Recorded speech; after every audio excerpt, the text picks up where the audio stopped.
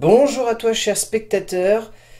Dieu sait que c'est particulier de revenir à l'exercice de la critique en duo, Mhm. en sachant que tu es la dernière personne avec qui que j'ai fait une critique en duo, je crois, avant le Ah oui, confinement. c'est vrai. Et quoi de mieux, du coup, pour refaire une critique en duo que de parler du film qui est attendu comme le messie des sauveurs de salles, qui se nomme Tenet, réalisé par Christopher Nolan.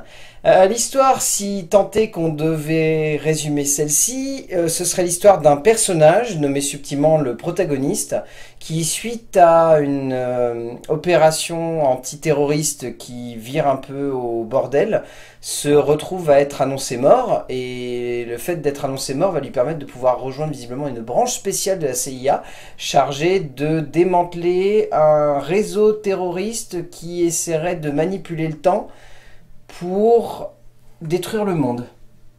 Mhm. Je crois que je peux Oui, pas oui. faire mieux.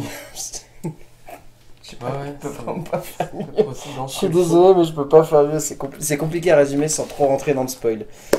Kevin, comment vas-tu, mon cher? Très bien. Ça s'est bien Ça passé fait le confinement plaisir, pour toi? très bien. Ça fait plaisir de retourner voir un film en salle. Ouais. C'était ton premier, toi, du coup, là Oui, ouais, voilà. tout à fait. Ouais. L'ambiance est particulière, hein, mais ouais. Oui, oui. Tenet. Comment dire? Bah, il a été bien repoussé quand même, Tenet, hein. Ça fait un petit mois et demi, du coup, qu'il était attendu. Euh, Tout le monde l'attend, hein, littéralement. Je crois que ça va être peut-être avec Star Wars 7, 8 et 9 l'un des films qui va être certainement le plus critiqué sur Internet. C'est un film qui, pour certains, est vraiment attendu comme le Messie, notamment par les exploitants de salles, parce que bah, il y a 75% d'entrées en moins par rapport aux étés des années précédentes. Donc lui, bah, vu que c'est le seul blockbuster, bah, forcément, on se dit Forcément. qu'il va sauver la mise. Mm. Je vois pas de meilleur contexte à placer derrière ce film parce que vraiment, il est vraiment plus attendu, tu crèves quoi. C'est-à-dire que ça faisait longtemps que j'avais pas vu un film qui était aussi attendu. C'est-à-dire que même les derniers Star Wars, même les derniers gros projets de certains gros réalisateurs n'étaient pas aussi attendus que celui-là parce que vu que c'est le seul gros film qui a à se mettre sous la dent depuis Et qui 6-7 est, mois. et qui est une idée originale. Et qui est une idée originale en plus, qui plus est rajoutée par-dessus de Christopher Nolan. Voilà, vous avez le gâteau au chocolat, la crème chantilly, plus la cerise sur le dessus. Mm. Ce contexte replacé, je me tourne tout de suite vers toi, Kevin, et je te demande ce que tu as pensé de Tenet. J'essaye de de condenser. Oui, parce qu'on sort juste de la projection. Donc, c'est compliqué. Parce que J'aime beaucoup quand les gens prennent une grande inspiration juste avant de Ouais. donner leur avis. Tu sens Non, que mais ça c'est va être. compliqué parce qu'en plus, les derniers films qu'on a vus ensemble, C'était en avant. c'était en avant, j'avais pas trop aimé non plus. J'ai peur d'être celui qui critique toujours les films Non, non. quand tu non. fais des critiques en duo. Non, bah, c'est un film très dense, très riche en personnages, en rebondissements, il y a plein de choses, Narration. ouais, et à la fois, moi je crois que donc c'est un concept, on l'a tous vu dans la bande-annonce, qu'il y avait tout un concept autour de la manipulation du temps, sur des temps brefs, etc. Je trouve que le concept prédomine trop sur le reste, que Christopher Nolan, qui a écrit le scénario du coup tout seul, tu me l'as appris, se noie un petit peu quand même dans les explications qui ne rendent absolument pas limpide le récit. Et il échoue là, à mon avis, là où il avait réussi sur des films comme Inception, qui étaient aussi des films à concept, ou Le Prestige, que j'avais davantage apprécié encore. Je trouve que le concept est trop lourd en fait sur l'ensemble du film, et à la fois enfin ce que je veux dire, c'est dans la même lignée, pardon, il est tellement lourd que effectivement, si on enlève le concept au reste du scénario, il ne reste qu'un film, D'espionnage très lambda. voilà, un James Bond un peu raté. Ouais, non mais je suis un peu d'accord avec toi. En fait, je ressors du film en me disant que perso, j'avais arrêté de l'attendre en fait parce qu'il était tellement annoncé et repoussé, etc. que moi j'ai fini par me dire on le verra quand on le verra. Et c'était pas une de mes plus grosses attentes cette année personnellement. C'était un des films qui m'intriguait, mais j'étais pas en fascination devant et je trouvais qu'il était trop marketé justement à cause de ça. Je peux pas dire du coup que je suis déçu du film parce qu'en soi le film du coup je me suis dit forcément il ne peut que décevoir. À être le seul blockbuster de l'été, il ne pourra que décevoir. C'est juste que, comme tu l'as si bien dit, il y a plein de choses et en même temps, lorsqu'on arrive à la fin, on se dit bah pas tant. On se dit que le film est bien rythmé. Là-dessus, c'est une qualité indéniable. Le film dure 2h30. Honnêtement, on les voit pas tant que ça passer, 2h30. Et pourtant, c'est long, 2h30. Je trouve que ça se tient. Je suis pas tout à fait d'accord. Il y a des moments quand même où le film. Il y a des moments où ça tire un peu, ouais. Il y a des moments où ça Il y a tire. un ventre mou. Mais dans l'ensemble, ça se tient quand même plutôt bien. Il y a plein de choses dedans, que ce soit en termes de décor, que ce soit en termes de rythme, que ce soit en termes d'intensité dramatique. Il y a vraiment énormément de choses qui se mettent en place. Donc là-dessus, on peut pas lui en vouloir. Le plus gros souci étant que, honnêtement, tapez-vous une barre, mais au bout d'1h15 de film, vous allez encore vous poser des questions.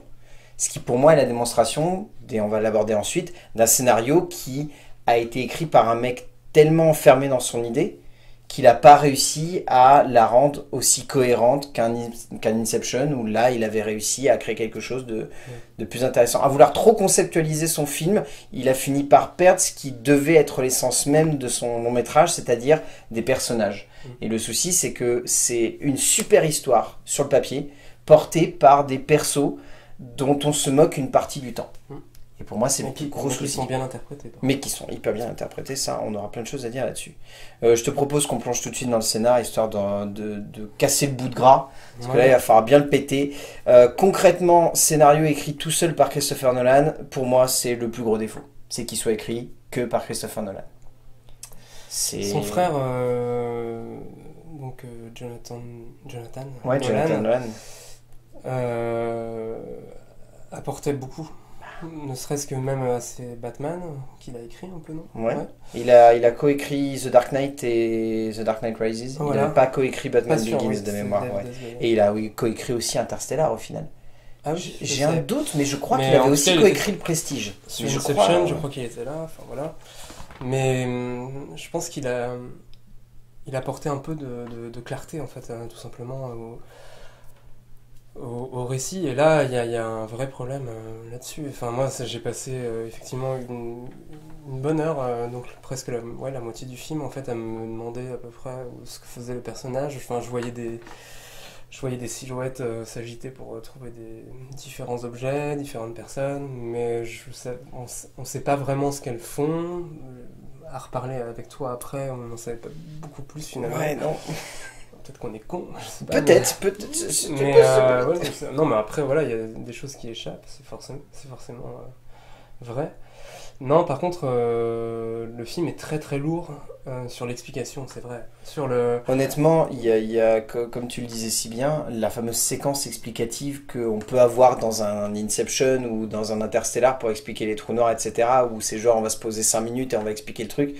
Là, c'est raté. Elle est pas loin d'être, je suis désolé, mais ridicule, quoi, parce que c'est vraiment une séquence où, pareil, on se pose dans un labo, on va nous balancer 3-4 répliques sur les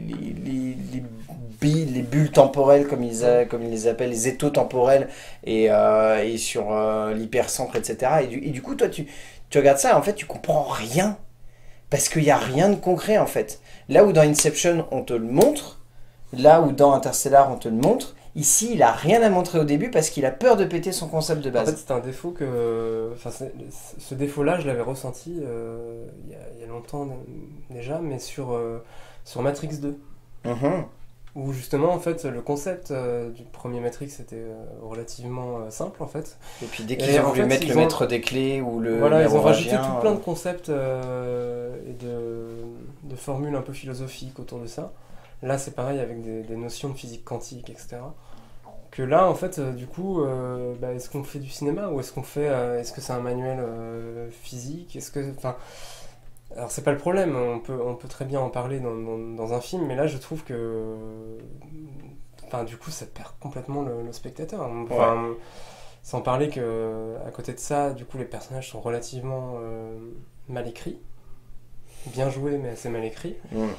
et que les motivations, on les comprend juste jamais, en fait. En fait, Notamment celle du héros, ce qui est ouais, quand même pour être très concret, aucun personnage n'a de background dans ce film. C'est assez sidérant de se dire ça, mais ouais, on est sur un film de Christopher Nolan où aucun personnage n'a de background, n'a pas d'attache ou de choses comme ça. Si, Kate a une attache Oui. avec son fils, mais c'est une attache qui est un peu jetée parce que genre il faudrait une attache. Mais le protagoniste n'a rien de concret qui le lie au personnage. Le personnage de Robert Pattinson n'a pas grand chose si ce n'est à la fin, genre vraiment 10 minutes avant que le long métrage se termine, on nous balance un truc et on nous dit bah ça doit te suffire pour comprendre ses motivations. Et c'est quasiment comme ça avec avec tous les personnages quasiment tertiaires ou secondaires qu'il y a du récit. Oui, oui. Et alors Même- moi, même moi le j'ai un méchant, gros hein. souci, je trouve le méchant hyper mal écrit. Le méchant est caricatural à en crever. Là, Andriy Sator, il est mal écrit, il est pervers narcissique, il est macho, il a un accent russe à couper au couteau, mais ça on en parlera quand on parlera de Kenneth Branagh qui pour moi est perdu. Mais il y a plein de trucs comme ça où ça marche pas, je trouve. Non, et puis le moment où le. Mais après, voilà, c'est un problème de Nolan, je pense que. Et on parlait de tout à l'heure enfin, hors caméra de sa base de fans. Et du fait que Nolan est un réalisateur qui plaît aussi dans la mesure où, quelque part, il flatte l'intelligence de son public. Parce qu'il sort des concepts comme Inception ou Le Prestige, Ou même qui sont Interstellar très- aussi, même Ouais, Interstellar aussi, Interstellar avec aussi. les trous noirs. Qui sont relativement complexes sur le papier, mais en fait, qui au fur et à mesure du film deviennent très clairs pour le spectateur. Et le spectateur se sent grandi en fait de cette expérience. Du coup, là, dans le cas de Tenet, j'ai du mal à voir comment un fan de Nolan, qui aime Nolan justement pour cette raison-là, puisse sortir vraiment grandi de ce film-là. Parce que, en fait, le film souffre vraiment la comparaison, je crois, avec d'autres films qui parlent de la manipulation du temps ou des séries. Je citais Dark tout à Ouais, l'heure. tu citais Dark ouais, quand on en Qui discutait. sur d'autres amplitudes, etc. Mais qui a des concepts 1000 fois plus compliqués, je crois, que Tenet, et qui perd jamais ses spectateurs. Et là, pour moi, là, il y a un vrai échec. Là où, par exemple, on parlait de Dunkerque aussi, qui n'était pas non plus un scénario dingue, mais à la limite, c'était plus un exercice de style visuel, voilà, et Ouais, sonore, c'est ça.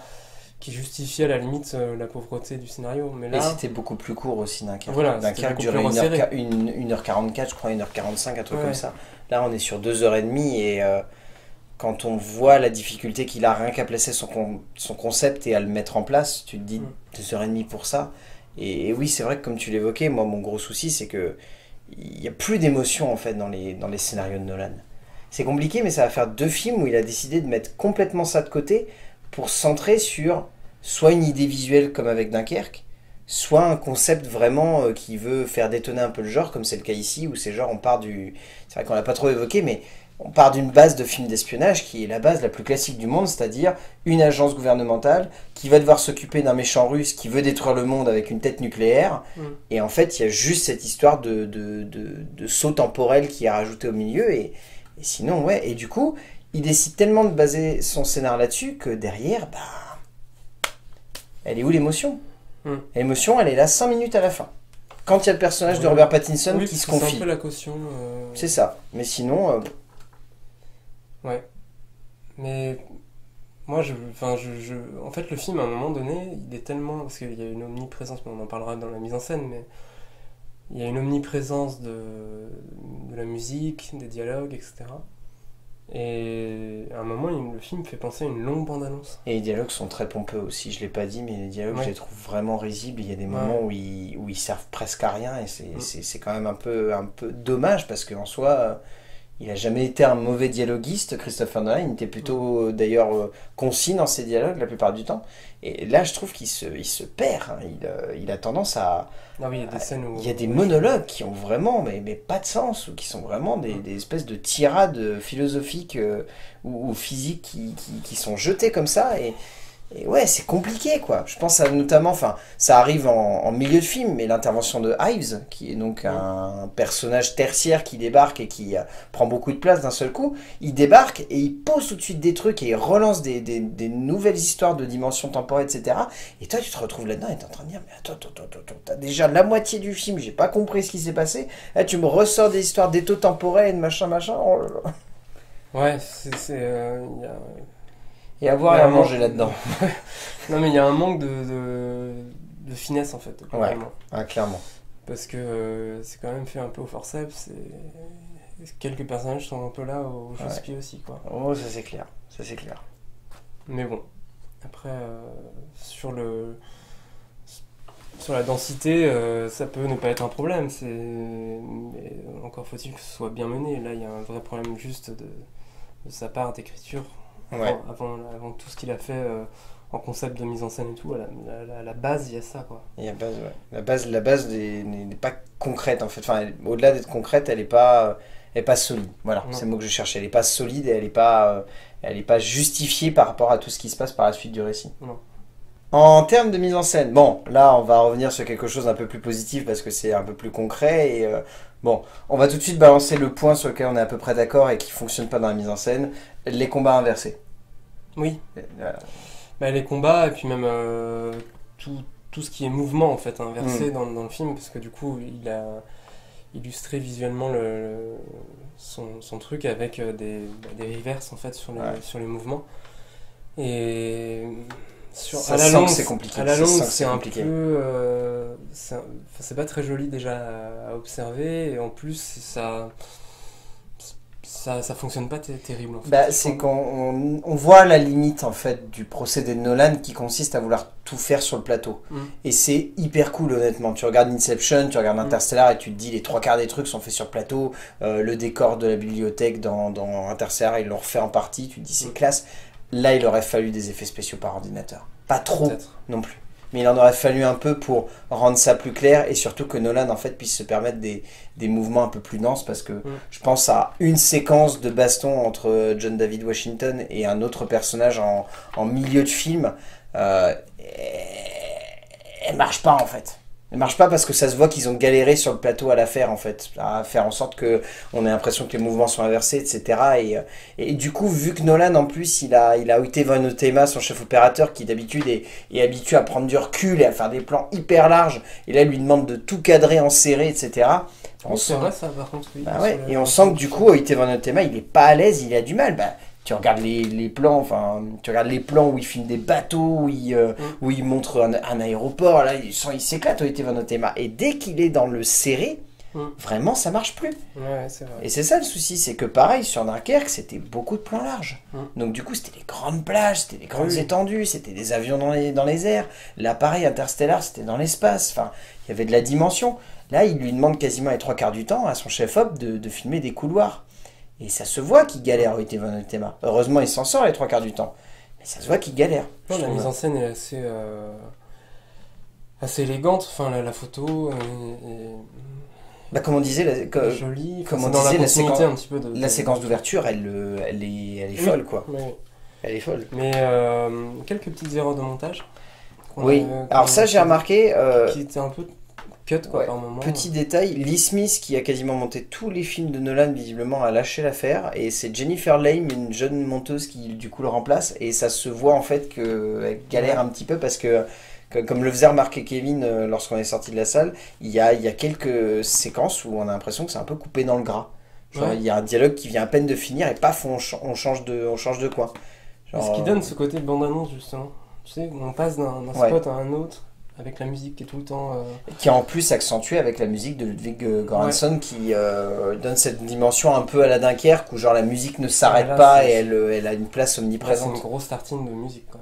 La musique est belle. Ouais. Enfin, le thème musical est... Enfin, belle.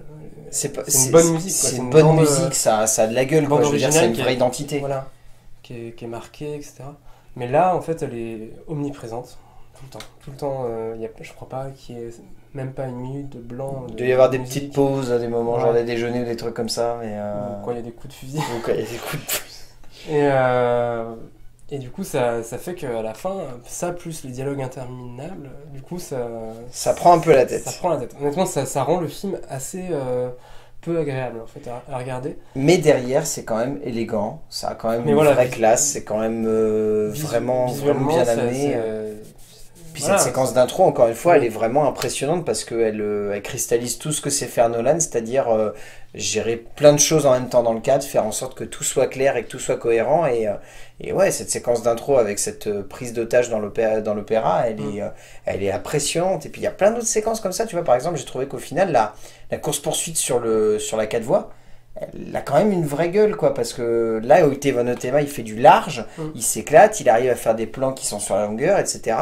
Et il y a plein de petits trucs comme ça, et je trouve notamment que... non, il y a plein de scènes qui sont... Il y a des séquences qui sont vraiment impressionnantes. Je pense notamment à une petite séquence qui se passe dans un port. Alors, je serais incapable de resituer où il est parce qu'ils nous le disent pas. Ouais. Mais un petit port où Kate rejoint André et où il y a juste un plan où John David Washington va caler son bateau, tu sais, va faire le tour pour caler juste à côté. Où c'est un plan très large avec un beau plan comme ça, bien fait à l'hélico. Enfin, ça a de la gueule. Et non, ça rend bien là-dessus. C'est vraiment, il y a vraiment un esprit très Nolan, quoi. C'est vraiment cette Oui. envie de vouloir faire des beaux mouvements, de vouloir faire quelque chose de large, quelque chose de ample, et ça a de la gueule. Non, ça a de la gueule. Mais ouais. Après, la mise en scène perd un petit peu aussi en lisibilité parce que du coup, il y a beaucoup de déplacements géographiques dans le film.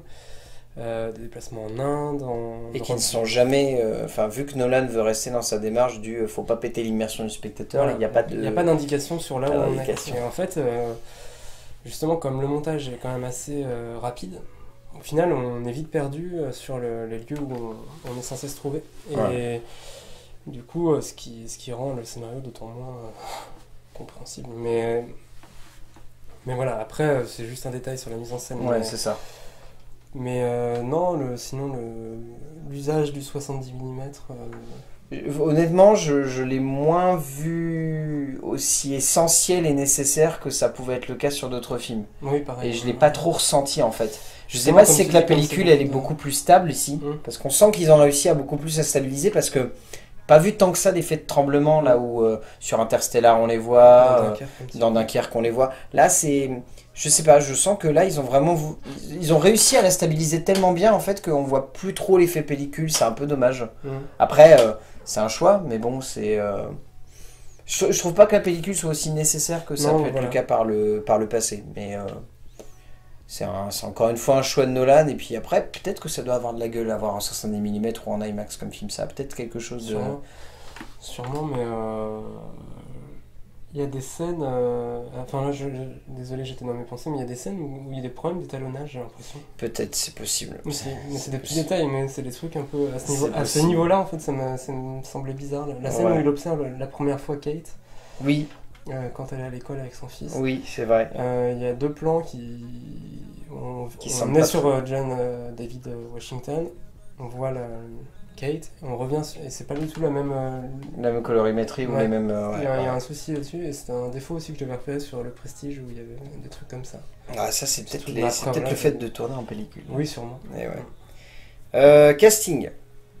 Bah, honnêtement, à part Kenneth Branagh, où moi j'ai un gros souci avec lui, mais ça, on Ah oui. va avoir l'occasion d'en parler.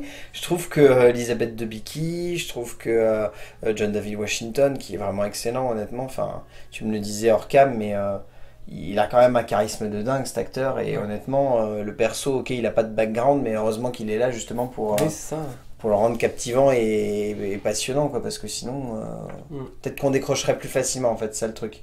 Mais Ouais, il est impressionnant. Je trouve qu'il arrive à insuffler un peu d'humour quand même au personnage. ouais, Alors le personnage, on sait rien du tout de lui. on hein, ne sait rien du tout. Et il s'appelle le protagoniste, hein. Quand je disais au début c'est le protagoniste, ça n'est pas une vanne. Littéralement, Ah oui c'est le protagoniste. Il n'a Sérieux pas de nom, il n'a pas de prénom, il n'a rien du tout. J'ai C'est même pas le fait protagoniste. attention, tu vois, j'ai même pas fait gaffe.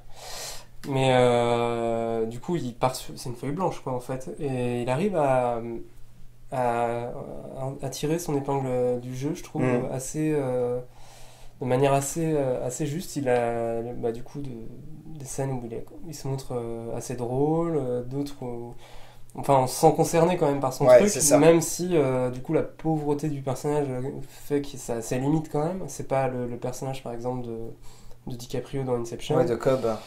C'est pas les deux magiciens du Prestige non plus, c'est pas Batman, voilà. Mais ça reste. Heureusement qu'il est là. C'est vrai que ça Heureusement aurait qu'il été est un là. autre acteur, bon. Comme Robert Pattinson d'ailleurs. Pour caler, Voilà, Robert Pattinson, Pattinson, il est vraiment, vraiment excellent ici. fait un Il a un travail super dingue. rôle et non, ça déboîte.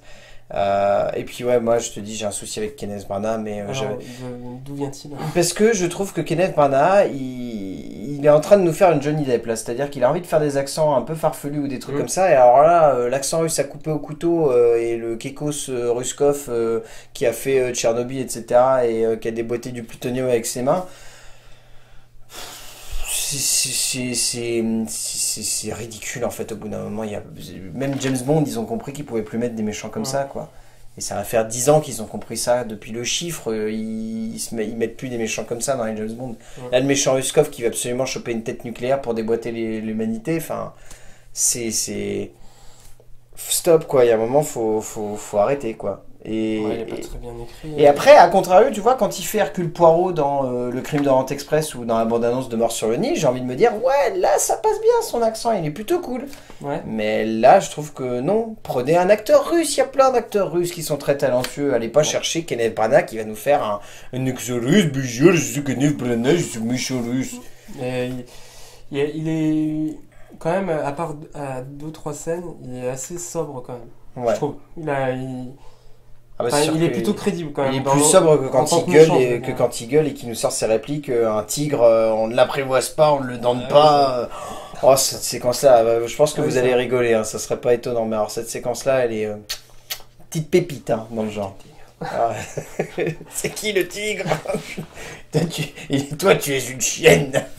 Alors oui, oui, parce qu'il y a ça aussi qu'il faut Oui. évoquer. C'est Christopher Nolan, tu ne sais pas écrire des personnages féminins. Arrête d'essayer de les mettre au centre de ton récit. Merci. Au revoir. Non, enfin, c'était soulevé par plusieurs critiques depuis longtemps, mais là, c'est quand même toujours le cas. C'est Il flagrant. y a un problème avec les personnages féminins dans les films de Nolan. C'est souvent des demoiselles en détresse. Mais que ce soit le personnage de Rachel dans Batman, que ce soit Miss Cobb dans Inception, que ce soit là, dans le cas présent, Kate.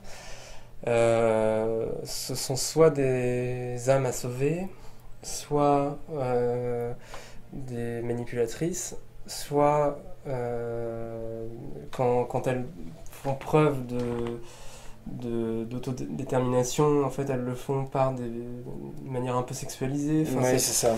moi, je trouve que c'est un peu...